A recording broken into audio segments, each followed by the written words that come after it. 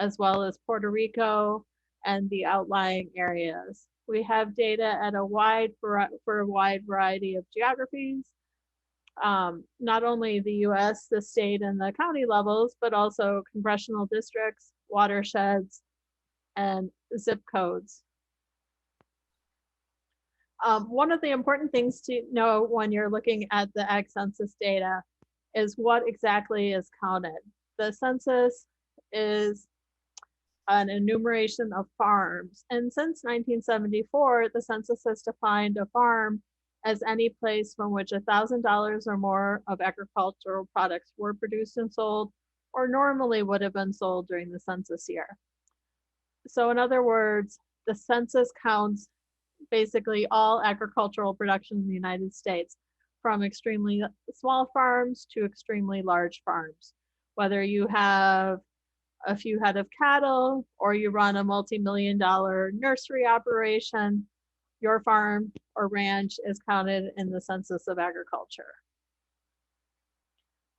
So I'm going to share with you a few results from the 2017 Census of Agriculture. 2017 refers to the reference year. This data was released in April of 2019.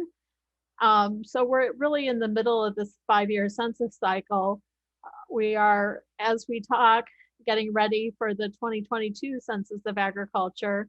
In fact, we'll be mailing a test form of that to a few thousand respondents later this month.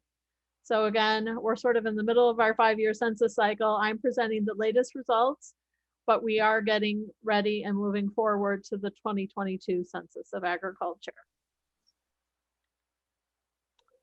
So a little context for the numbers I'm going to show you later, specifically about American Indian producers. The census measures so many different items. Two of the ones that many people focus on when they look at each census cycle are how many farms there are in the US and how much land and farms there is in the US. So this is a little chart showing you trends since 1997, basically since when NASS started collecting and publishing the data from the Census of Agriculture. As you can see, there's been a very slight downward trend in the number of farms. In the 2017 Census of Agriculture, we counted about 2.04 million farms, down about 3% from the last census in 2012. If we look at land, you can also see that small decline overall in the amount of land farmed in the US. In 2017, about 900 million acres of land was farmed in the US, a decrease of about 1.6%. And you can see the average farm size in 2017 was about 441 acres. Of course, that's going to vary a lot from state. You know, farms in Connecticut are very small, and farms in, say, Wyoming are much, much larger. Where are those farms in the US? You can see each green dot on this map represents about 200 farms. The top state for farms in the US was Texas, with almost 250,000 farms, more than twice as many as any other state. And you can see large concentrations of farms in the eastern half of the United States, you know, starting in East Texas, going through Missouri, Iowa, all the I states, Kentucky, and Tennessee.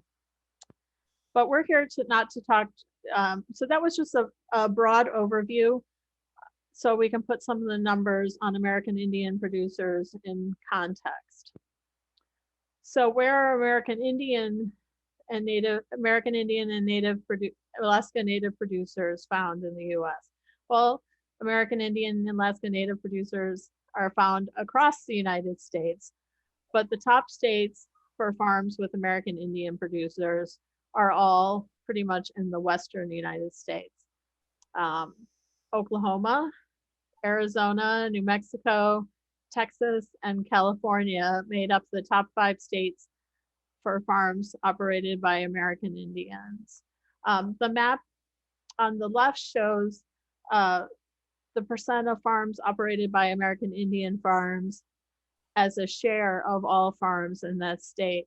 And you can see this map is at the county level. You can see large concentrations of American Indian producers in Oklahoma, Arizona, New Mexico, the Dakotas, Montana, and in Nevada. So what is the data from the Census of Agriculture on American Indian producers? So we have what we call our Volume 1 publication. This is the primary output from the Census of Agriculture. It has the US state and county level data. And it contains data on American Indian producers at all those levels. Of course, the most detailed data is going to be at the US and state level. We also have a special publication from the Census of Agriculture looking at American Indian producers operating on American Indian reservations. And then we have another special tabulation from the census, what we call the race, ethnicity, and gender profiles, which is detailed data at the US state and county level for any geography where there are more than 30 producers in a given group. And that will be very detailed data down to the county level, but it is not for all counties in the US. We don't want to the Census of Agriculture does not disclose data for any individual farm operation. And if we publish a race, ethnicity, and gender profile with all that detailed data, it wouldn't work very well at the county level when there's only 1 or 2 producers. So those are the 3 primary sources of information you would be looking at if you were looking to find data on American Indian producers in the Census of Agriculture. So what do American Indian producers grow and produce? Well, in 2017, we can see this chart is showing you the value by crop category of American Indian production. You can see that grains and oilseed was the top crop category with almost $500 million in sales, followed by fruit, tree, nuts, and berries at $370 million. Other crops, primarily, which include hay at about $240 million. And then smaller amounts of production from vegetables, nursery and greenhouses, and the other primary crop categories collected in the Census of Agriculture. Moving on to the livestock side, you can see that just as you would see the same number for all US farms, cattle and calves is the top livestock category on American Indian operated farms. American Indian operated farms sold more than $1 billion, $1.1 billion in cattle and calves in 2017, followed by $640 million of poultry and eggs. Smaller amounts from dairy farms, and then much smaller amounts from the different other livestock specialties. Moving on, this is a little balance sheet for American Indian farm operations. So in total, in 2017, American Indian operated farms sold $3.5 billion worth of agricultural products. They received about $100 million in federal farm programs payments, $237 million in other farm-related income, whether that's sales of forest products or rental income or sales or dollars generated through agritourism. They spent about $3.4 billion in expenses to produce those products, leaving net income of about $515 million. So on average, the returns to producers on American Indian operated farms was about $8,600 in 2017. This compares to about $40,000 if we look at farms overall. So about $8,600 in net returns to American Indian producers in 2017. This particular data is from the race, ethnicity, and gender profiles. So you should be able to find this data for most states and for counties where you have 30 or more American Indian operated farms. Let's go on and look at farms, the commodity specialization. This chart is showing you what is the primary commodity produced on American Indian operated farms. You can see the green bar represents all US farms and the light blue bar represents farms with American Indian producers. You can see that American Indian producers are more likely to specialize in beef cattle than farms as a whole, less likely to specialize in oil and grain seed farms, more likely to specialize in sheep and goat farms. Moving on, I'm going to talk about a little bit about the demographics of farm producers. Talk about a few terms and definitions when you're looking at the census data that would be useful when you look at census data, and then talk about American Indian and Alaska Native producers using some of the data from the census.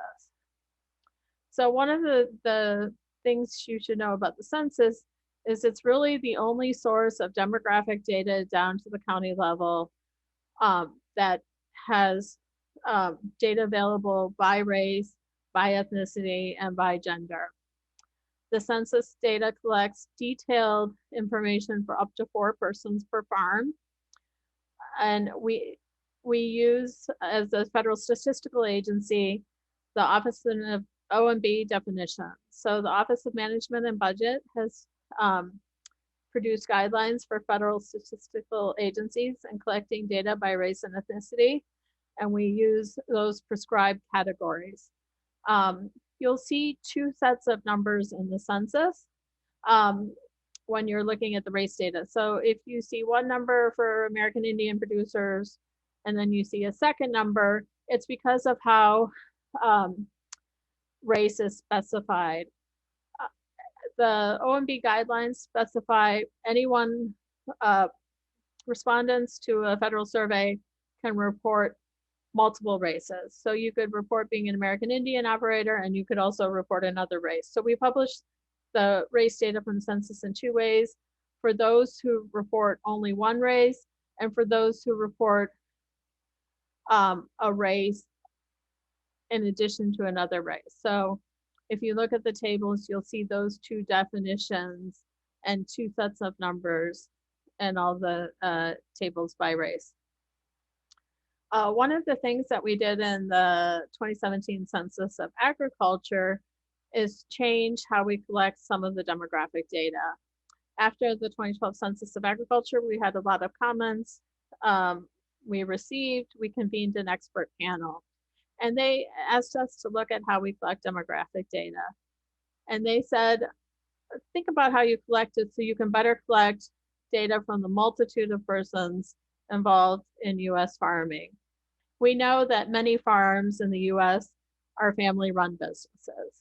There's not just one person involved. There's not just a senior male person. There are multiple family members from multiple generations. And so we looked at how we collected the data, and we changed some of the questions we asked. We asked, starting with the 2017 census, for people to report data on all persons involved in decision making. Not those who are involved in day-to-day decisions, but all those who are making decisions for a farming operation. And we collected detailed data instead of from just 3 people per farm. We collected detailed data for 4 persons per farm. And when we summarize the 2017 Census of Agriculture data, we did find that we collected more complete data on all the people involved in US farming. And in particular, we found that we received many more reports from female producers. While overall the number of producers rose 7%, the number of female producers rose almost 27%. And we found that in 2017, the majority of farms had 2 or more producers involved, really showing the family nature of many U.S. Farming operations. This is just a quick chart showing you the number of producers by race and ethnicity. So to give you some context for some of the numbers you'll see, 112,000 producers of Hispanic origin, and about 80,000 producers who reported that they were American Indian or Alaska Native. So just a brief summary of characteristics by those race and ethnicity categories. You can see this column represents American Indian or Alaska Native producers, 80,000 farms, 80,000 American Indian or Alaska Native producers, an average age of 56.6. You can, this doesn't have the all US total, but it is lower than the average for all US farms. Those 80,000 American Indian producers were on 60,000 farms across the United States. The average farm size was 978 acres, higher than the US average. You have to remember most American Indian farms are in the West, where you tend to have larger farming operations. Average income, that's TVP, is sales, total value of agricultural products produced. Average sales per American Indian farm were about $60,000, again, lower than the US average. Moving on, how did the numbers change between 2012 and 2017? Basically, we have 2 sets of numbers. We can look at how the number of farms operated by American Indian producers changed, and how the count of the number of American Indian producers changed over time. You can see in this chart as well that we have those 2 separate race categorizations. People who reported being only American Indian and did not report any other race, and those who reported being American Indian alone or in combination with other races. So if we look at the first definition, we saw a small decrease in the number of American Indian operated farms. If we look at that broader definition of race, we saw an increase in the number of American Indian operator farms.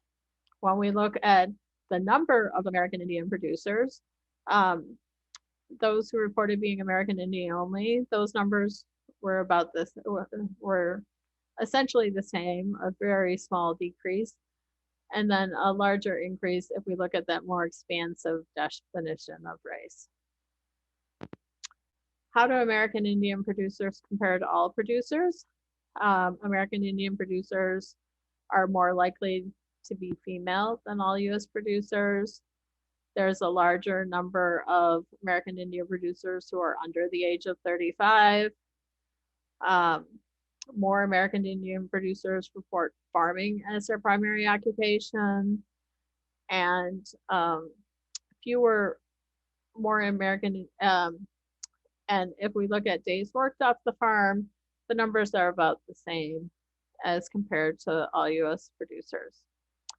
One of the new items in the 2017 Census of Agriculture was about whether respondents have served in the US military. 11% of American Indian producers have military service, about the same as the US average. How do American Indian farm producers compare to all farms? By their size of their farm in acres and the value of sales.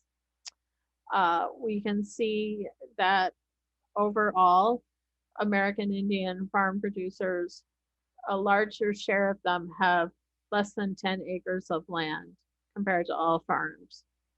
We can also see that American Indian farmers have smaller farms compared to all US farmers.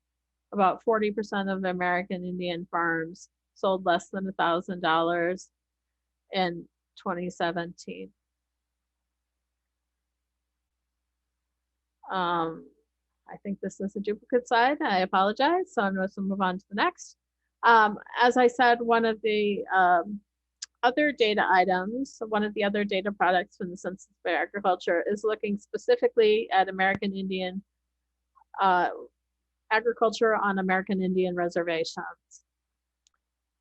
So in the 2017 publication, we were able to publish data from 73 American Indian reservations.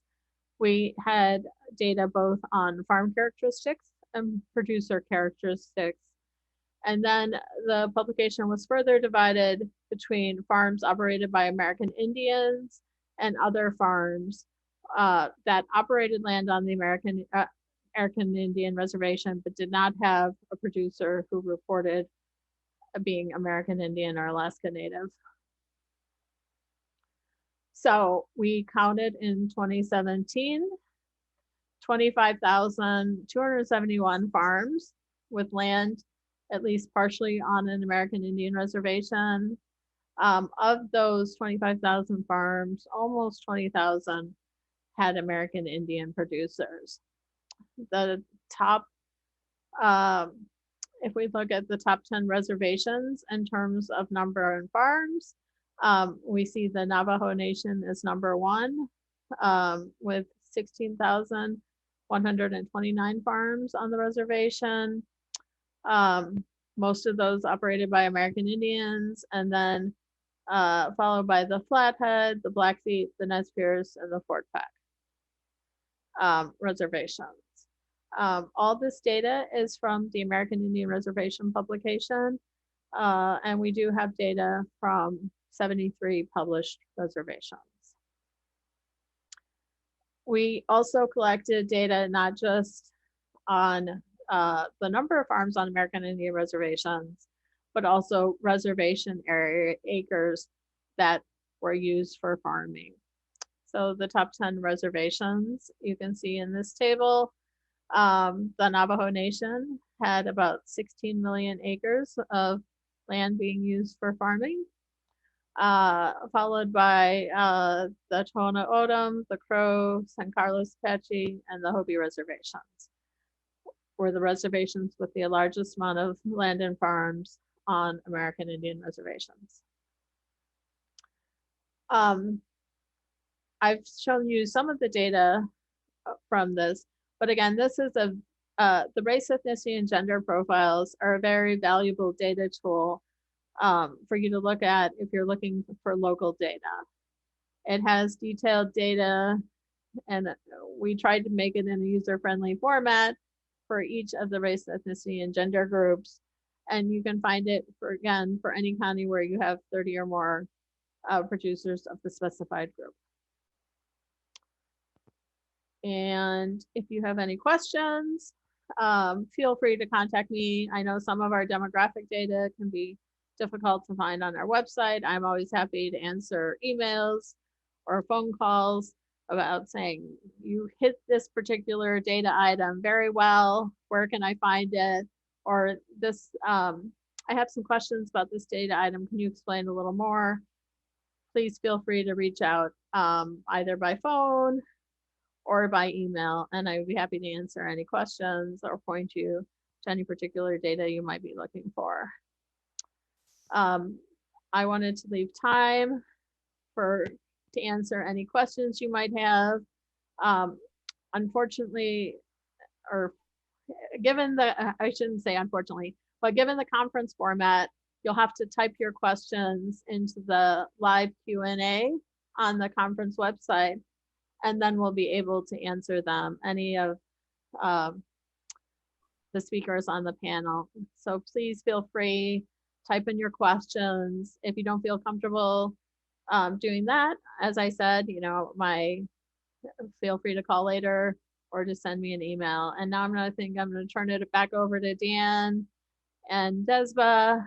And again, we'd be happy to answer any questions you might have. Hello, Ginger. So I do have one question that came in from the event website. Okay. And you kind of talked about it, but it's a different spin on it.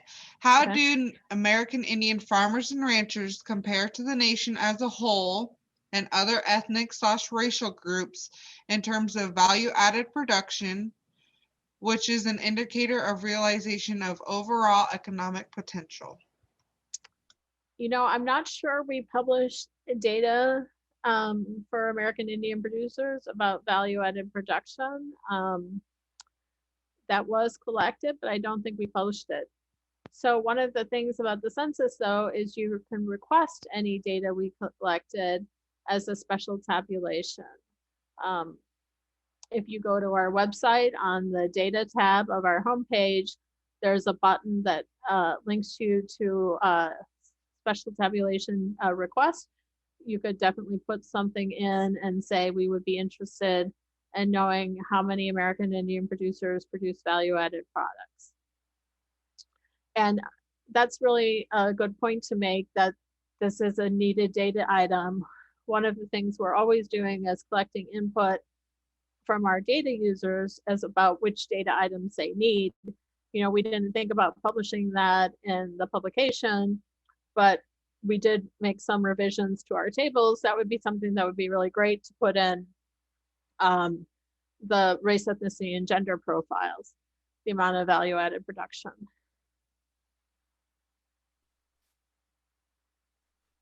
All right, thank you so much for the breakdown of the that you presented. At this point, Dan, would you like to add anything, or would you happen to have any questions for Virginia? Yeah, you know, I actually, on that last topic, you know, I've thought about that one quite a bit, and you know, and looking at the information, you know, it's kind of almost in some ways a tough one to quantify, especially when we're thinking about potential production. And, you know, and what is the potential if we had more value added?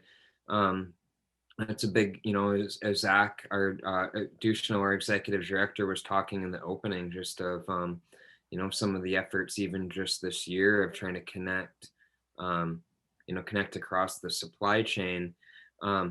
Virginia, if you don't mind, would I be able to share my screen? I just had a couple of. I'm gonna stop my share. So, yep. So, you know, part of, I guess part of what I wanted to share here is how this data is so powerful, and sometimes how you need to think a little bit creatively to use it in the best and the most productive ways. But I'm just going to go ahead and just share a few slides that this is just information that I had pulled from.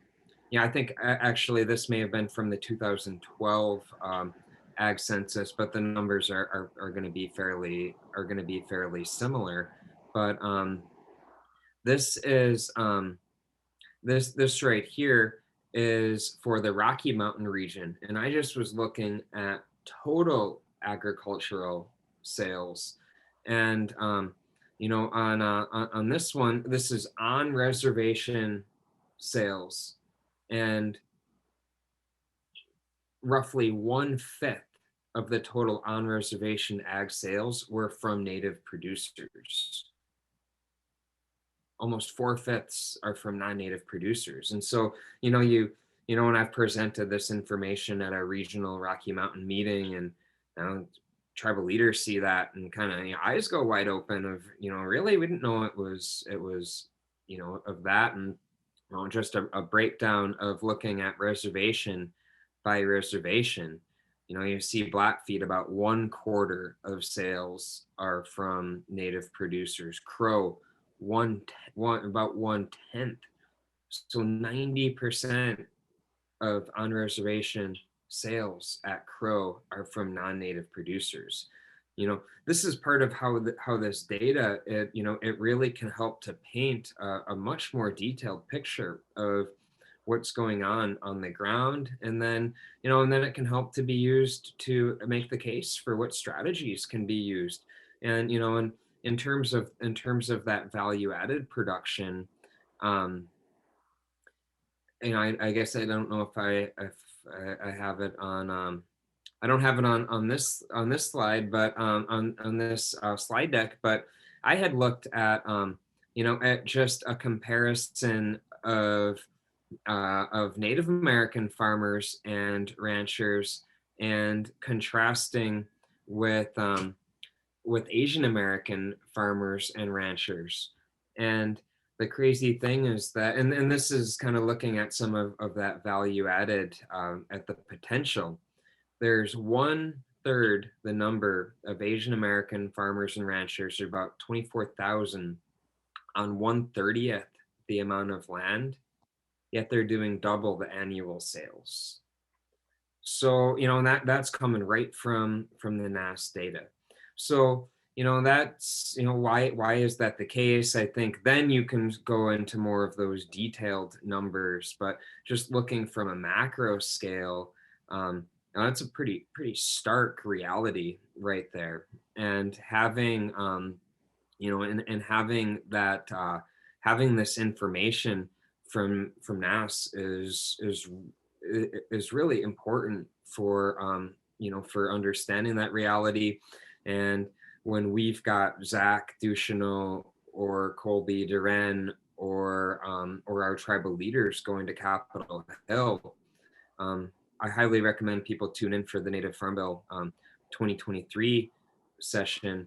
But when we have our leaders going and advocating for improved policies, they use this data and this information. So that's just a couple little tidbits that I wanted to share, and how I've used some of that data. But there's a lot of creative ways that you can use it. And then I think of just pointing out, Virginia, as you have, of that, if you're looking for more detailed information, I know, and based on my experience, anytime that I need help, NASS is always very willing to to help to provide that help. Yeah, definitely reach out. We can help you find the data, put it in Excel files, and ship it out to you. We do have some tools that maybe make it easier for us to grab the data, particularly if you're looking for large quantities of data that you would need, to produce those wonderful charts Dan did. Reach out if you're having problems finding it from the website. So, Virginia, I have another question. And I know you covered it a little bit, but just want to go back to this. If I'm a producer, and if I'm submitting this information, who's going to have access to it? Or is the IRS going to have access to my information? Are my neighbors going to be able to go and to get access and to see what I had submitted on my census form? So NASS has a strong confidentiality pledge. We don't share data with IRS, and we don't share data even with, or not even. We simply don't share data. We don't share data with IRS. We don't share with even other USDA agencies. Data is held confidential, and what is published in the census are only aggregates. So we add up data to the county level or the state level, and that's what we publish. If you go through the publications, unfortunately and fortunately, you'll see sometimes what we call our big D. That means it's that data value was not disclosed. We put that symbol on anything that we feel that is not shareable because it might disclose data from an individual producer. So we are confident in our ability to protect individual data from the people who respond to us. We have our confidentiality pledge we sign every year, saying, there are strong penalties for disclosure that include both money and jail time. So we are committed to protecting individual data reports. All you'll see are aggregations of individual data. Great, thank you.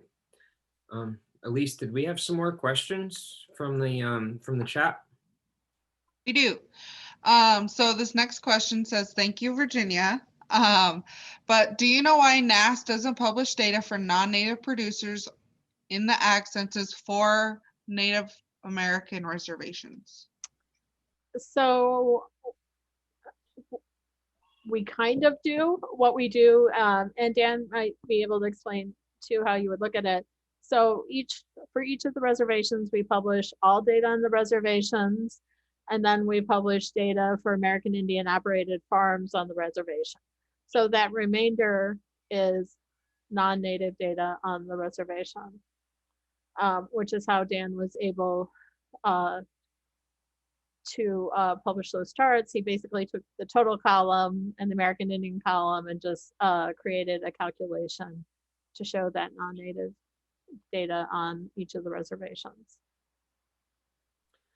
So of course Thank- that, yeah, and of course then that information, you know, those graphs, those charts I was showing, that's based on the raw data. So if there's a reporting error, if maybe someone is, they just didn't say that they were native, but they are, then, you know, then that information might be skewed. And I think that's just important to recognize whenever you're using any information that, you know, that it's only as good as you know, as where it came from. But I think that NASA is fairly meticulous, I've found, when it comes to verifying the accuracy of data. But sometimes, you know, that there could be possibly some reporting errors or underreporting too. And I know I can say in my region, I would say we've got a fair underreporting of our producers, because anyone, as Virginia said, with $1,000 or more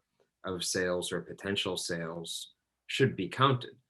And so we got a lot of race harvesters. And I mean, really, even, you know, you think of how much, if you're just doing a big garden for your family, I'm probably going to be more than $1,000. Maple syrup producers. And so I think probably we've got an undercounting in the Great Lakes region.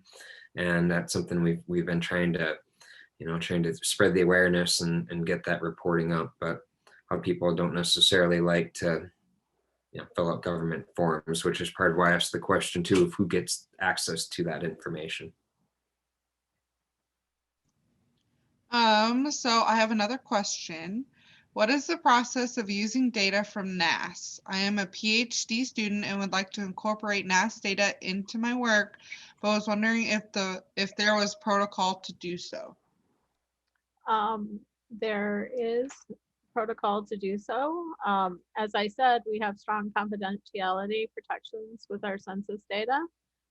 Where you would start if you were interested in using census data would be on our special tabulations page. We have a data lab that you would start with that offers the opportunity to look at data in ways that weren't published. But again, any products of those tabulations would still go through our disclosure routines to make sure we're not publishing data that would showcase the data from any individual producer. Contact me and I would be happy to send it, or go to nass.usda.gov, look at the data page and look for the special tabulations button or, you know, area, and they would have information about how you would start using it. But feel free to contact me and I can point you in the right direction as well. All right, last question. I know you have to get going. Can you talk about the response rate of natives for the ag census? How many people fill it out, and how do you extrapolate to make the final report? Well, so we have a detailed census methodology that we publish on our website. We try to be very transparent in that. Unfortunately, I don't have it off the top of my head, but if you go to our census methodology, we talk about response rates overall in the census and how the data is weighted to account for people who don't respond. All census data is weighted to account for non-response, for coverage, and for misclassification. You can see actually how much of the data came from each of those, how much the data was weighted for each of those components, and that data is available by race at the state level. So you can see those numbers in our census methodology in Appendix A of the census. Unfortunately, I don't have the number off the top of my head, but I'd be happy to find it for you.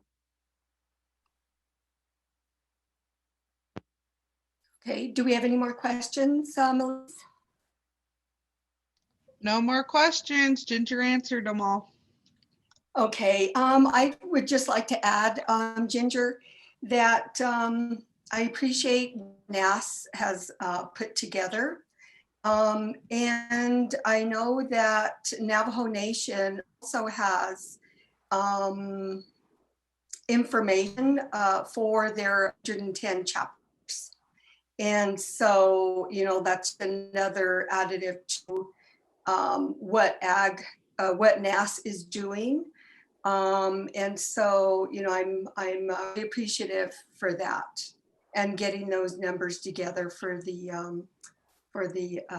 Navajo Nation. So, I guess, Dan, is there anything else you'd like to add before we the session? Yeah, I just wanted to wrap up of you know, another source of information and, you know, complementary information is Intertribal Ag Council had conducted a major national survey, actually a series of surveys earlier this year after COVID, you know, after the pandemic had started. Is, you know, we wanted to reach out to producers, to tribal leaders, and to retailers and distributors, and get a better sense of the situation on the ground.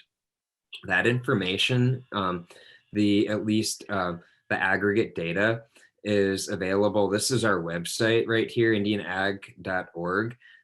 You can go and you can find this is just right from our website here. You can check out these graphics, and then we've been working with the team on further analyzing that data. So you know, again, of how is information important? Why is information important? This information is helping in advocacy efforts and programmatic and policy development efforts of how do we better support our producers in our communities.